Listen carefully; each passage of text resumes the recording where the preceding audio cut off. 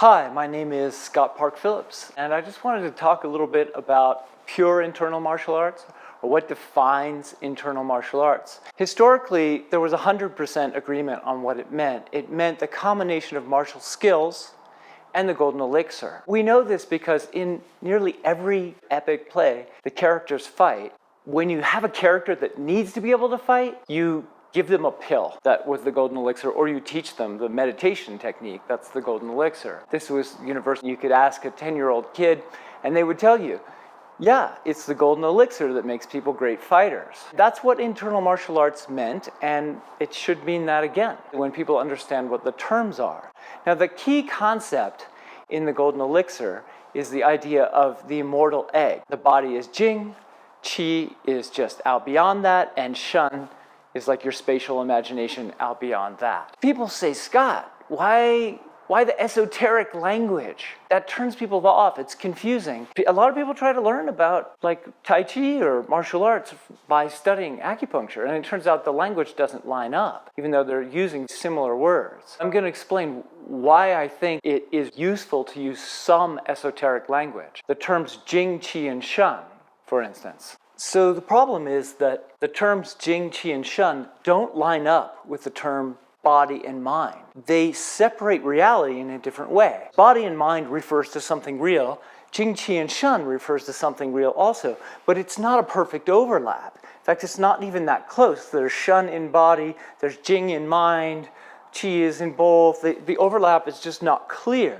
In order to explain the Golden Elixir, you really need to be using Jing, Qi, and Shen and not body and mind, although there are some tricks we can use to explain this. Here we have meditation in this quadrant, which is quiet body, quiet mind. Then down here we have sports, especially team sports, MMA, active mind, active body. Then you have Shaolin, which is quiet mind, active body, but also things like running and swimming and bicycle riding, especially if they're repetitive, quiet mind, active body. And then internal martial arts is active mind, quiet body. So the body has to be incredibly quiet, and the mind is super active, super spatially active. Jing is usually translated as essence, which is just a terrible translation. But of course, scholars were trying to get at the idea that Jing can mean sperm.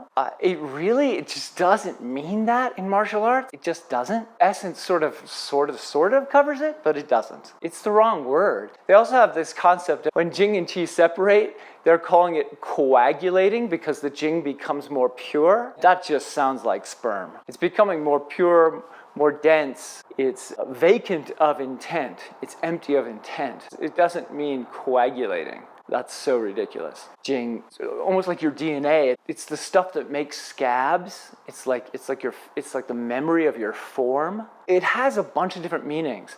In fact, probably the most common use of the word is in the expression Meo Jing Shen, which means you're not paying attention. Meo, you don't have it.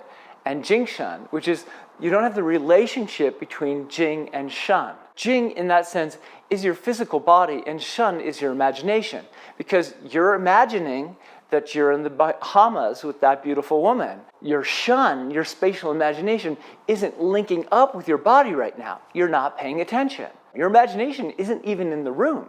Jing Shen really refers to the relationship between the physical body, Jing, and the imagination, Shen. When you say Meo Jing Shen, it means you're not paying attention. We better explain Qi. Everybody who does martial arts and acupuncture has heard this expression that the intent will lead the Qi.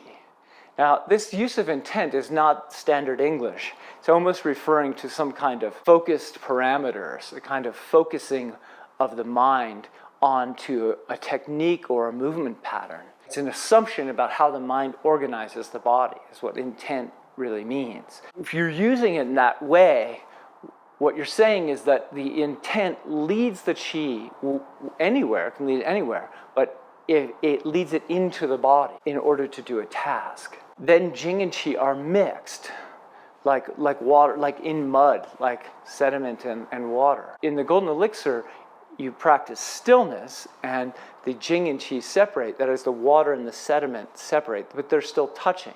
The same idea, the Qi floats off the body. becomes a protective barrier between your physical body, which is Jing, which is empty of intent. And that's the definition of Jing that works for martial arts. The functioning definition is that it's the physical body empty of intent. Now, if you practice some kind of Buddhist meditation or something, you could also think of it as the body as empty of desire. And in that case, the qi would also float off. It's the same stuff. What is qi then? Well, it's part of the function of your mind that is your body. It's a mix. You have a perception of space out here. It's called periperceptual space, if you want to be technical. But it's not exactly that. It's thought of as a substance, but it's not exactly that. But it's the presence out here. And it's because it happens, you become aware of it, because your intent is not in the body. If your intent is in the body, that qi field will disappear. By the way, Dantian, the elixir field, that's what it means, elixir field, Dantian, moves first. That's what they always say, the Dantian moves first. But it's actually the field that moves first, which is your spatial imagination, which is how I translate Shen. Perfectly good English translation, the spatial imagination, which is something that's always operative. If you open a door that you've never opened before and you're looking in a direction, or there's a cliff there, or something you didn't expect, your spatial imagination instantly reroutes because you already had an idea what was behind that door. If I try to imagine what's above the ceiling, my imagination's already doing it, even though I don't know what's up there or down below, or what's in the cake. Your spatial imagination already does this job automatically. All we're doing is learning to be aware of it and use it. And that's what you do. You move the field first, and you keep the Shen, the spatial imagination, separate from the body. So your body becomes like a puppet being moved by your imagination outside. And that's the definition of internal martial arts. Thanks for listening. If you like this video, please subscribe. And check out my books on Amazon or my blog at northstarmartialarts.com.